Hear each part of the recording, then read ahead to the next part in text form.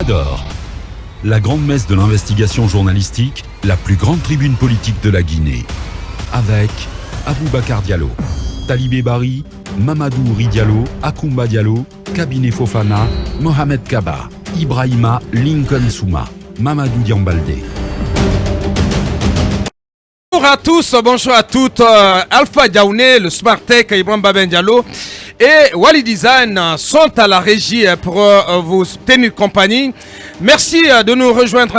C'est parti pour une nouvelle semaine en votre compagnie.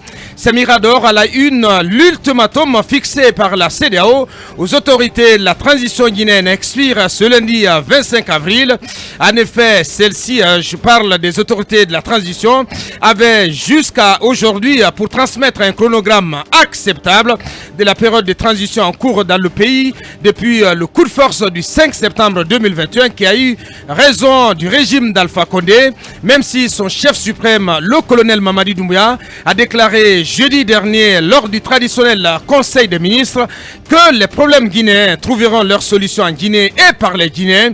Il faut dire que la junte au pouvoir à Conakry a bien conscience des risques auxquels elle s'expose et expose tout le pays si elle refuse de se plier aux injonctions de l'organisation sous-régionale. Celle-ci, au sortir d'un sommet extraordinaire de ses chefs d'État et de gouvernement à Accra le 25 mars dernier, soit un mois jour pour jour, avait annoncé que des sanctions économiques et financières contre la Guinée entreraient en vigueur immédiatement si elle n'avait pas les réponses aux questions qu'elle se pose sur la conduite de la transition guinéenne. Une menace de toute évidence prise très au sérieux par les nouveaux maîtres du pays. Oubliez donc le temps de l'arrogance où on se bombait le torse pour affirmer que la Guinée n'accepterait pas le diktat d'une organisation. L'heure est désormais à la mobilisation au CNRD et dans les rangs du gouvernement pour tenter de nouer le dialogue avec les acteurs sociaux politiques du pays en vue d'arracher un minimum de consensus sur les grandes étapes de la transition devant mener au retour à l'ordre constitutionnel. Un exercice loin d'être un long fleuve tranquille à cause notamment de profonds désaccords sur le format et le contenu du cadre proposé.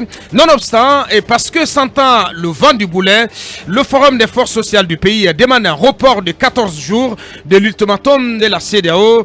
Des questions, beaucoup de questions à se poser ce lundi sur l'expiration de cet ultimatum. À quelques heures de la fin de cette deadline, la Guinée a-t-elle transmis effectivement un document de chronogramme à la CEDEAO? Nous essayons de comprendre ce matin, d'en savoir auprès du porte-parole du gouvernement, M. Ousmane Gawal Diallo. Le gouvernement et le CNRD estiment-ils être sur la voie d'éviter la colère des chefs d'État de la sous-région? M. Ousmane Gawal Diallo, porte-parole du gouvernement, ministre de l'urbanisme, de l'habitat et de l'aménagement du territoire. Il sera dans cette émission sous les coups de 9h30. C'est à croire que le procès Alpha Condé n'est sorti que du palais Sékou Touré, estime Talibé Bari. Depuis sa chute brutale le 5 septembre 2021, le champion du RPG Arc-en-Ciel continue d'occuper le devant de la scène politique nationale, devenant ainsi une véritable patate chaude entre les mains de son tombeur.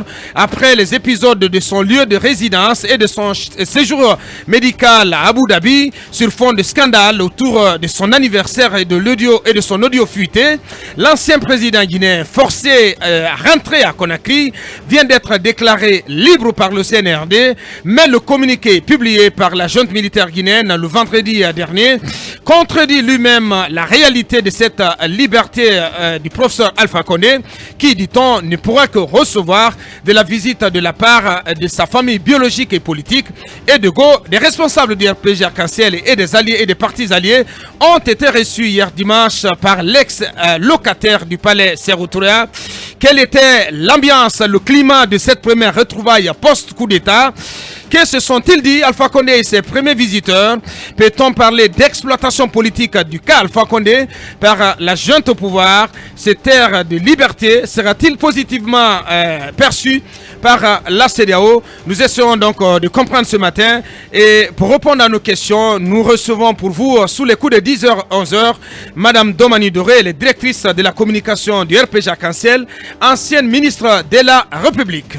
3 structures syndicales appellent à compter de ce lundi 25 avril à une grève illimitée dans le secteur de l'éducation en Guinée.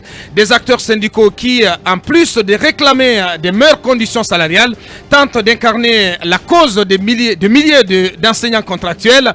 Le trio syndical de l'éducation, de l'intersyndical de l'éducation, en l'occurrence la FSPE, le SNE et le SLEG, donc dans sa troisième version Aboubacar Silla, invite les enseignants et les élèves à rester à la maison jusqu'à la prise en compte de leurs revendications. Ce mot d'ordre de grève intervient moins d'un mois après la signature d'un protocole entre le gouvernement et plusieurs centrales syndicales du pays portant entre autres sur la revalorisation du SMIC. Un protocole d'accord qui frappera l'État au porte-monnaie à hauteur de plus de 400 milliards de francs guinéens en 2022. Alors, ces trois centrales syndicales grévistes réussiront-elles à paralyser les cours ce lundi et les prochains jours? C'est tout l'enjeu de ce mot d'ordre de grève.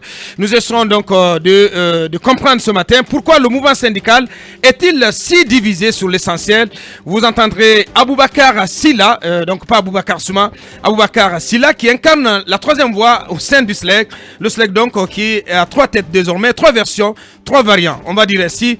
Voici donc le menu, encore une fois, merci de la confiance, merci de nous choisir.